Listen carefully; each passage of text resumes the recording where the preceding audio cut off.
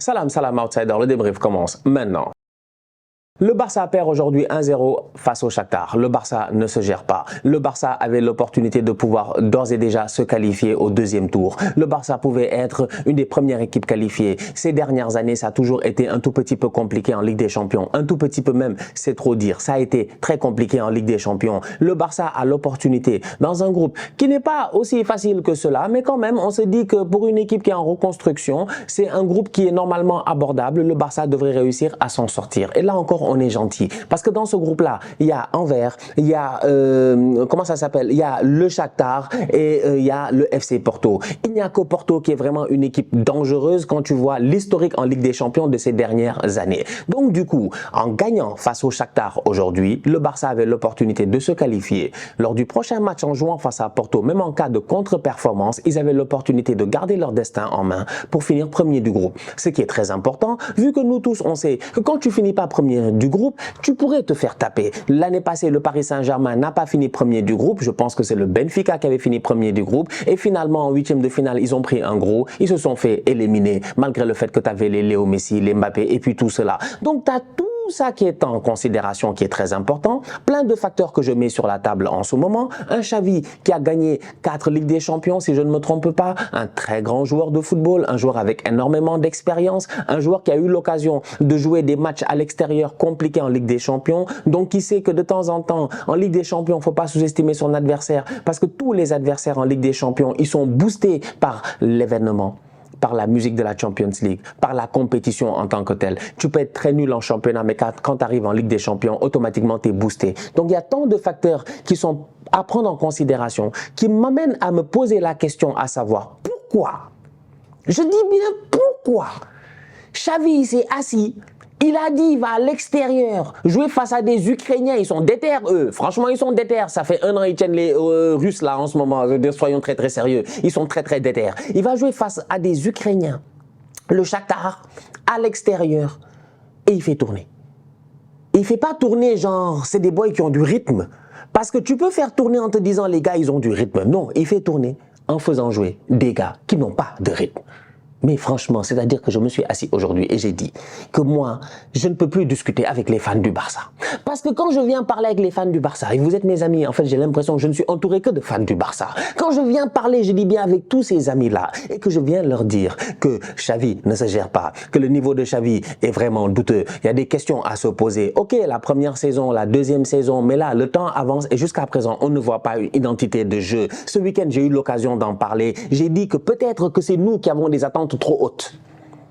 Peut-être des attentes trop hautes. Baissons nos attentes. Disons-nous que le Barça, beau jeu, le Barça, tiki-taka, le Barça, jeu fluide, etc.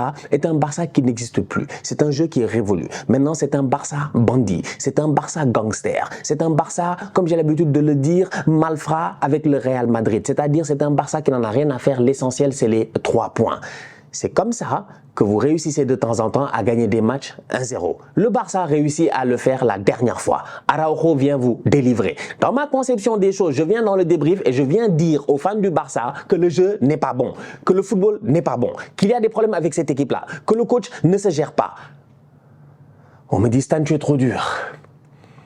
Tu es trop dur avec le Barça. Tu es trop dur avec le Barça. Si le Real fait ça, tu vas dire c'est des bandits. Ok. Ok, mais gagnez comme des bandits aujourd'hui.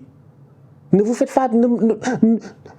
pas taper par le Shakhtar, mais sortez une performance de bandit, sortez une performance qui est intéressante. Je vous ai dit que ce n'est pas dans l'ADN du Barça d'être des gangsters.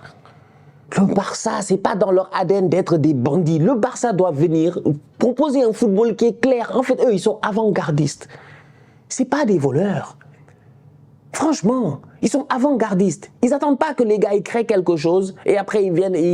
Nous tous on vole. Nous tous on vole. Nous tous on vole. Pep est venu, il a décidé que John Stones sera un latéral, que machin, je ne sais pas quoi, que les centraux seront des milieux défensifs et tout le monde essaie de faire la même chose. Que les latéraux sont inversés maintenant, ils jouent à l'intérieur. Tout le monde essaie de faire la même chose. C'est-à-dire que en Catalogne, ils ont ce truc-là souvent où ils sont souvent en avance quoi, un tout petit peu, tu vois. Donc je m'attends à ce que le Barça de Xavi ait une ADN de jeu, qui est quelque chose d'intéressant. Il n'y a rien d'intéressant là. Mais dès qu'on le dit, les gars se fâchent. Mais dès qu'on dit ça, les gens se fâchent. Ouais, non, Stan, si c'était le Real, t'allais pas dire ça. Mais parce que le Real, c'est des débrouillards. Même ils savent que c'est des débrouillards. Même ils savent qu'il n'y a rien de clair là-bas. Il n'y a rien de clair. Il n'y a rien de clair. C'est le même Real qui est passé du Real des Néerlandais avec des Klaas-Jan Huntelaar, des, comment ils s'appellent encore, j'ai oublié, des Van der Vaart, des Robben, des machins, pour après passer à des, je ne sais pas moi, des Cristiano, des Benzema, des Adebayor, le Real, des fois, ils font des trucs, eux, ils ne savent pas comment ils font, mais ça marche. Ça, c'est le Real. Arrêtez de copier les autres ou de regarder les autres. En fait, pas copier, de regarder les autres. Moi, ce qui m'intéresse, c'est que je m'attends à ce que quand tu es coach du Barça, tu viennes, mais franchement, fais-nous rêver. Fais-nous rêver. Le Barça ne nous fait pas rêver en ce moment. Il y a des individualités qui font rêver. C'est vrai. João Cancelo est un très bon joueur de football. João Félix est un très bon joueur de football. Gavi, Pedri, machin, j'en parle même pas. Il y a beaucoup de très bons joueurs de football. Malheureusement, aujourd'hui, je suis désolé, le coach, à mon humble avis, jusqu'à présent, il n'est pas très bon. Et pourtant, c'était un très grand joueur de football. Donc le paradoxe, il est là. Le Barça joue aujourd'hui face au Shakhtar et le Barça se fait bouger par le Shakhtar. C'est pas normal. C'est pas normal en fait. C'est pas normal. Oriol Romeu au milieu de terrain, mais il n'a rien fait de bon. On le laisse, il fait des talonnades. Mais il est malade lui. Il fait des talonnades. Il est malade. Non franchement. Dans ma tête, il y a eu plein de trucs qui sont partis. En fait, je me suis dit, ouais, je suis des talonnades, malade, marmelade, barbade. En fait, qu'est-ce qu'il veut, lui? Qu'est-ce qu'il veut? Romeu, il veut quoi? Romeu. Rafinha, il revient de blessure. C'est pour ça que je dis que Xavi, avec toute l'expérience qu'il a, c'est-à-dire que quand tu t'assois calmement et que tu te dis, ouais, je vais jouer au Shakhtar à l'extérieur, machin, moi-même, je sais, Xavi, j'ai eu l'occasion dans le temps, en 2014, on a joué des matchs, c'était difficile. Même le Real s'est fait taper ici par le Shakhtar. Donc, c'est-à-dire qu'on sait que c'est pas facile de temps en temps, mais de où tu t'assois et tu te dis, moi, Rafinha, il a pas trop de rythme, mais on va le lancer comme ça. Allez, vas-y dans ce match-là. C'est difficile. C'est difficile. Robert Lewandowski, on va te dire, revient de blessure, machin, tout ça. Mais Lewandowski, l'année passée, ok, il a fait une saison correcte. Pour le statut de Lewandowski, correct. Parce que Lewandowski, c'est beaucoup plus que ça. Mais en ce moment, au Barça, on ne trouve pas le même Lewandowski qu'on connaissait peut-être au Bayern. Les années sont passées aussi. Peut-être que le Barça a besoin d'un attaquant beaucoup plus jeune, beaucoup plus clinquant. Je ne sais pas. Mais aujourd'hui, ça a l'air d'être un peu difficile avec Lewandowski. Et Lewandowski t'oblige à jouer d'une certaine manière. Peut-être que João Félix doit aller dans l'axe. Je ne sais pas. Franchement, Ferran Torres, lui, dans tous les cas, il est toujours dans le tocarisme. Donc, c'est difficile d'avoir des espoirs avec lui. Donc, il y a tant de choses au Barça aujourd'hui. Mais comme je dis à chaque fois, mais qui aime bien, châtie bien, en fait. C'est-à-dire que si j'étais un faux type, j'allais venir dire le Barça se gère, le Barça... Mais je pense que à chaque fois que je parle d'un club, j'essaie toujours de me mettre le plus honnêtement possible dans ma tête en me disant, mais attends, mais qu'est-ce qu'il y a? C'est ça, en fait, dans ma tête, il y a toute une logique qui se crée. Toute logique qui se crée. Et de temps en temps, je peux accepter mes erreurs. Par exemple, hier, dans le débrief Chelsea-Tottenham, j'ai dit que Tottenham, s'ils jouaient le match 10 fois, ils auraient gagné. C'est faux. Je me suis trompé. S'ils jouaient le match 10 fois, ils l'auraient gagné sûrement 8 fois. Chelsea l'aurait gagné une fois et il y aurait peut-être eu un match nul. Voilà. Rectification un tout petit peu. De temps en temps, je peux m'emporter. Ça m'arrive. Cependant, quand je parle du Barça souverain, j'essaie d'être le plus logique possible, en fait. Mais c'est-à-dire que moi, on doit s'asseoir, voir le... C'est pas normal que le Barça joue le Shakhtar. On est tous devant la télé, on regarde le match et pendant les 10 premières minutes, le joueur qu'on voit le plus, c'est Araujo. Il y a un problème. Mais il y a un problème. C'est Araujo qui est le plus dynamique. C'est lui qui est le plus dynamique. C'est lui qui récupère des ballons. C'est lui qui relance. C'est lui qui pousse. C'est lui qui... Il y a un sérieux problème, en fait. Donc aujourd'hui, il y a un problème de choix au niveau de Xavi, il y a un problème de football au niveau de ce qu'on peut voir, et il y a des individualités qui malheureusement aussi ne se gèrent pas. Parce que dans certains matchs comme cela, tu te dis, ok, même si le Barça galère, même si le Shakhtar réussit à faire un très bon match aujourd'hui, même si le Barça est en galère totale, je m'attends à quelque chose, c'est-à-dire à ce que Lewandowski, quand il a l'occasion, il la claque. Parce que Lewandowski, il a cette capacité-là. Parce que Lewandowski, tu l'as acheté pour cela. Parce que c'est ce genre de joueur-là. Tu t'attends à ce que tu aies, c'est-à-dire que la demi-action, il te permet au moins, même dans un match pourri, de t'en sortir. Mais aujourd'hui, les gars, même quand tu leur donnes une action complète, ils la ratent. Contre-performance de la part du Barça aujourd'hui, face au Shakhtar. Les couleurs ne se gèrent pas. Je suis en train de réfléchir là, à voir si j'avais autre chose à dire dans ce match-là, en fait, après avoir vu le match. Bon, Gundogan a fait un match quand même relativement correct. Ferran n'est pas bon, Rafinha n'est pas bon. c'est difficile. Franchement, c'est difficile. Aurel Roméo, c'est insuffisant.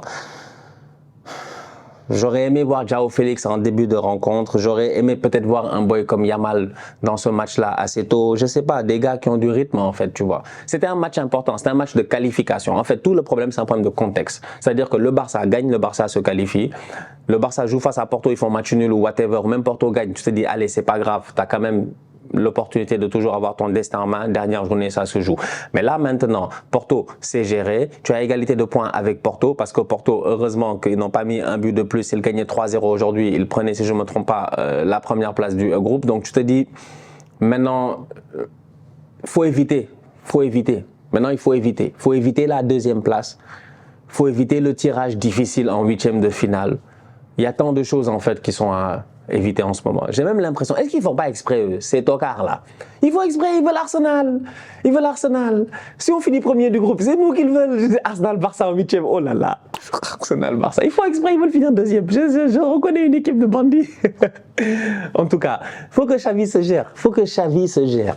Pour que Xavi se gère. J'ai dit la dernière fois, en fait, le football est un tout petit peu stéréotypé. On s'attend forcément à ce que ça arrive dans les pieds de Cancelo ou dans les pieds de Baldé. Tout le temps, en fait. Tout le temps. Donc peut-être que le retour de Pedri, le retour en forme, je l'espère, et que les boys aient du rythme de Rafinha et tout, ça va changer certaines choses. Mais là, Xavi, je pense que le temps est contre lui parce que, je le répète encore une fois, le Barça a été champion la saison passée. Défensivement parlant, il a réglé un problème. C'est une équipe qui paraît de plus en plus solide défensivement. Mais si dans le match, tu n'as pas le contrôle, bah tu deviens trop vulnérable défensivement en fait. Les autres peuvent se créer beaucoup trop d'occasions. Et donc à un moment donné, même si tu es solide défensivement, tu risques de prendre un but. Et aujourd'hui, ils auraient même dû en prendre deux. Il y a un hors-jeu là, j'ai même pas compris où est le hors-jeu. Il y a sûrement hors-jeu. Mais je ne sais même pas où est le hors-jeu. Tellement le petit, il a pris Cancelo, il a roulé le ballon, Ter Stegen était KO. C'est pour dire à quel point, en fait, ils n'ont pas de maîtrise dans le jeu. Il y a un problème de maîtrise de la part du Barça. Et même dans les matchs où ils semblent avoir de la maîtrise, ils n'ont pas la maîtrise pendant 90 minutes. Parce que de temps en temps, il y a des moments de down, comme face au Real, et en fin de match, tu as un coup de massue et tu perds le match. Donc il y a vraiment beaucoup de choses, en fait, hein. Je ne sais pas en fait si les gens ils ont l'exigence que moi j'ai avec Arsenal. C'est peut-être pour cela que même de temps en temps je m'entends pas avec certains fans d'Arsenal, tu vois. Mais il y a un niveau d'exigence que si tu veux l'avoir, tu te dis qu'il faut rien leur donner, rien leur pardonner en fait. C'est ça qui permet à Manchester City d'être aussi impitoyable ou à certaines autres équipes d'être aussi impitoyables. Le Barça doit mieux faire, le Barça doit proposer beaucoup mieux. Et en ce moment, c'est insuffisant. Donc, on va voir ce que ça va donner lors du prochain match. Prochain match du Barça en championnat, on va voir rapidement. Excusez-moi, je ne connais pas votre calendrier par cœur. Vous jouez face à Alaves, à domicile. Normalement, vous devez vous gérer. Donc, à suivre. La famille, on se capte très bientôt pour une nouvelle vidéo. D'ici là, on continue à liker, on continue à partager. On s'abonne, on s'abonne, on s'abonne. On est ensemble, on reste en santé. C'est le plus important. Tous outsiders.